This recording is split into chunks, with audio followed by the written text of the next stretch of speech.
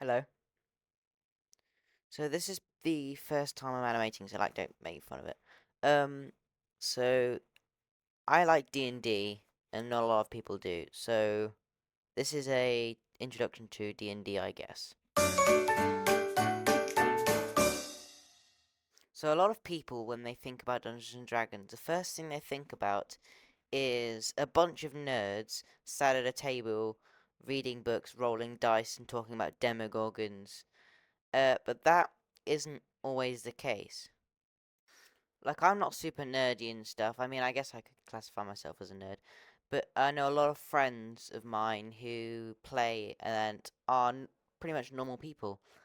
This is mainly a video for all the people who don't know what it is and would like to learn a bit more. And I will cover that in a second. So normally you get a pen and paper or a laptop if you're really swanky to keep a character on. And D&D, the app, have a lot of resources to help you start that up. But that just measures your health, what spells you have, what you have in your inventory, what attacks you can do, how fast you are, how smart you are, whether you classify as an elf, a dwarf, what gender you are, and other things like that. So one person normally plays as a DM or the dungeon master who tells the story and plays as the bad guys, whereas the other players play singular characters.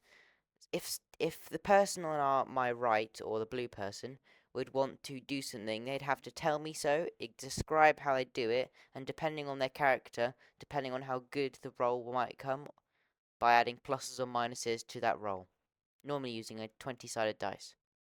Then, after their dice roll, I would tell them how good or bad the outcome was, whether they succeeded or failed.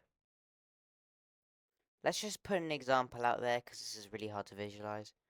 So let's just set the scene. So I'd have to set the scene by saying maybe there be trees, for example, and they might be inside of this thick forest, and all of a sudden, out of a bush, a bandit might appear, and they'd have to resolve that.